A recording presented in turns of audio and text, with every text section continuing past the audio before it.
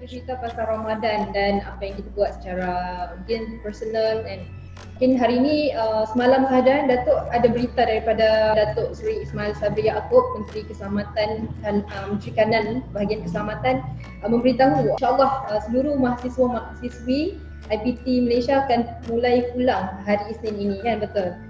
Jadi kalau Datuk sendiri, kan, apa sebenarnya kewajaran atau pandangan Datuk sendiri lah sebenarnya, kan, dalam kita membenarkan penghantaran semula atau kepulangan semula mahasiswa-mahasiswi kita ini untuk hari Isnin ini dan selanjutnya lah, dan apakah sebenarnya dia akan menambah risiko penularan virus itu sendiri atau macam mana? Apa pendapat Datuk? Ya, Alhamdulillah, maknanya inilah rasanya kebanyakan mahasiswa telah menanti-nantikan berita ini. Boleh tak balik, boleh tak balik. Nak balik sangat-sangat dia. Pada awal PKP lagi, berbagai taktik yang dilakukan oleh pelajar semata-mata untuk balik tau. Ada yang bercakap tak benar, ada yang cuba menyusup keluar daripada kampus, macam-macam. Ini pengalaman kita di sini, dan tidak kurang juga yang memberi alasan ada keluarga yang sakit di hospital. So kita hubung dengan balik hospital tersebut dan dapati ayah pun telah keluar hospital.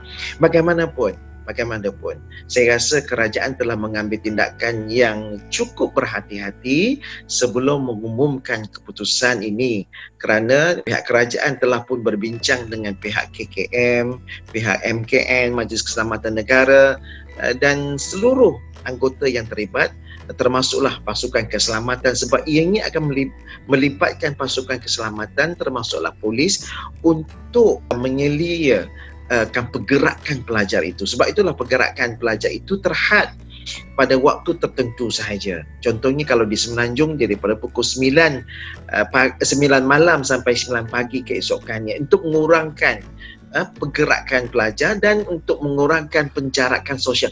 Dan berbagai SOP telah pun ditentukan untuk membolehkan pergerakan ini berlaku. Contohnya kalau bas boleh muat 40 orang, dia akan duduk hanya separuh saja, dan satu tempat duduk yang berdua itu hanya seorang saja, dan semata-mata untuk mengurangkan masalah penjarakan sosial ini, supaya kita tidak menyebabkan satu lagi kluster baru dalam kluster COVID ini. Dan Alhamdulillah, selama pelajar berada di dalam kampus, saya percaya semua universiti telah menjalankan tugas dengan terbaik, yang sangat baik, dengan memberikan perkhidmatan kesihatan yang terbaik dan menjaga kesejahteraan para pelajar itu sendiri. Dan para pelajar juga telah diberikan kemudahan yang terbaik di dalam kampus itu sendiri supaya mereka kekal sihat di dalamnya. Dalam masa yang sama ada juga pelajar yang tidak mau balik.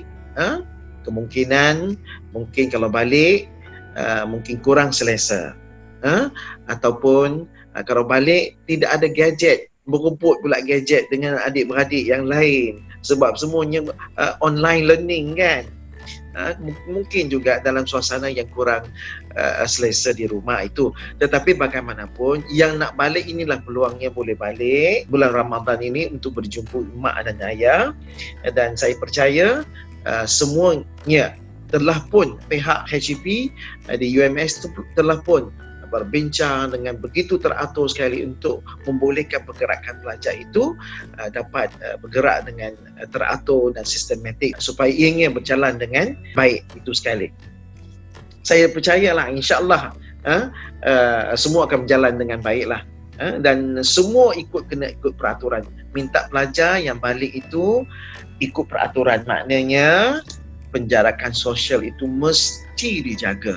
Pasti tangan itu bersih, sebab kita bila berada di luar, tangan kita sentiasa tersentuh ni sini sentuh sana, kan, kita tak tahu. Jaga kebersihan, jaga penjarakan sosial itu. Okey, baik. Jadi mungkin Datuk boleh kongsikan sedikit kalau pihak UMS sendiri macam mana prosedur ataupun pengurusan pergerakan pelajar-pelajar UMS yang bakal pulang ke daerah masing-masing di Sabah ni lah terutamanya. Dan mungkin kalau di Sabah ni alhamdulillah kita tengok semua tak ada boleh kita akan hantar insya-Allah. UMS akan sediakan bas dan pelajar akan dibekalkan dengan mask dan juga hand sanitizer dan juga bekalan makanan ketika dalam perjalanan balik.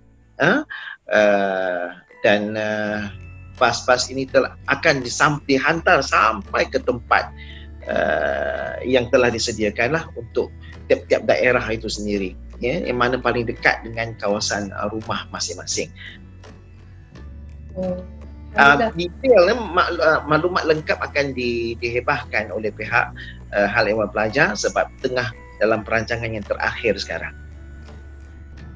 Tengah buat ni rasa bahagian dan tengah mesyuarat juga untuk memastikan jadual itu ada, sebab kita bukan hanya UMS, bukan hanya menjaga pelajar UMS sahaja, sebab kita sebagai ketua di negeri Sabah ini, UMS sebagai ketua, kita juga akan memastikan perjalanan pelajar daripada UiTM, begitu juga Politeknik, begitu juga dengan pelajar swasta di negeri Sabah keseluruhannya.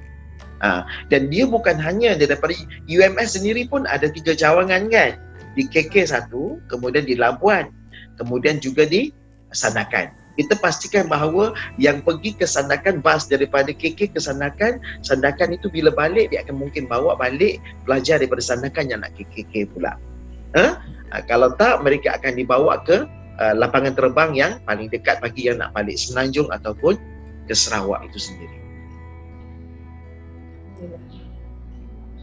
Nampaknya insyaAllah saya yakin pihak universiti yang akan merancang dengan lebih teliti. Jadi insyaAllah, sebab itu kita kena hati-hati sebab kita tak nak tambah lagi satu kluster baru. That's why kerjasama dengan pelajar dan ikut arahan itu mesti sangat penting supaya ianya lancar dan berjalan dengan baik. Baik, terima kasih Datuk atas maklumat dan juga mungkin ini ada satu berita gembira pada semua mahasiswa-mahasiswi kita di kampus. Jadi yang penting bagi kerjasama. Ya, betul.